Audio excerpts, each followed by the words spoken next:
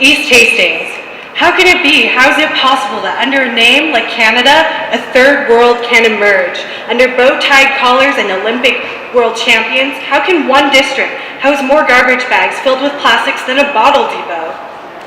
How can supermarkets compete with unnamed carts that just roll on by, not looking to occupy purchased goods, but life stories?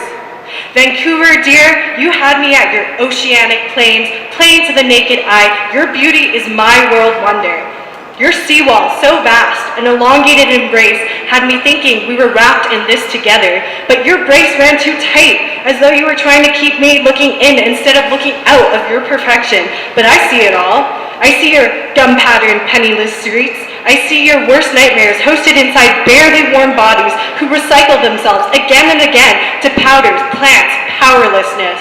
I see East Hastings, blighted with the blisters and the ripped lips of wallowing men and women who know no better nor worse than a crack pipe at the hour of sunrise. The civilians say to take a cab through the district. It's better safe than sorry. I understand the ambition to install transparent armor between them and I, to be close enough to see, but not close enough to be.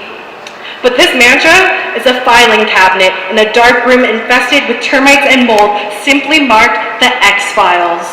In 2014, Vancouver ranked the third best city in the world to confide in, the third most livable niche, knocking shy 2.5 million others off the running, and yet pioneers the most unsafe neighborhood in all of North America.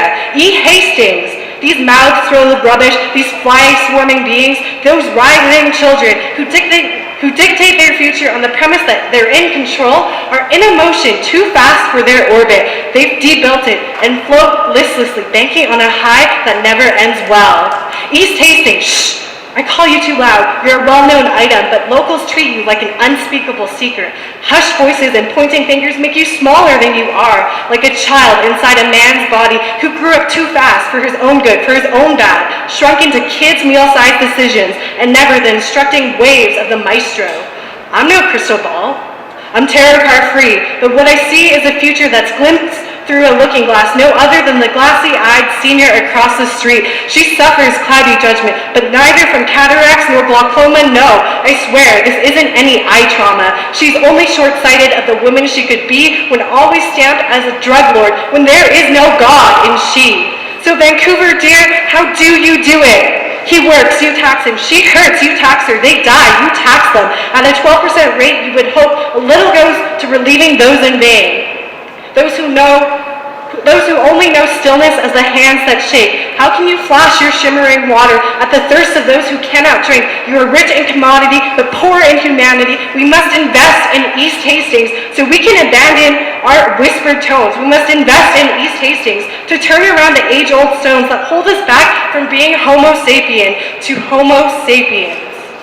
Thank you. Woo!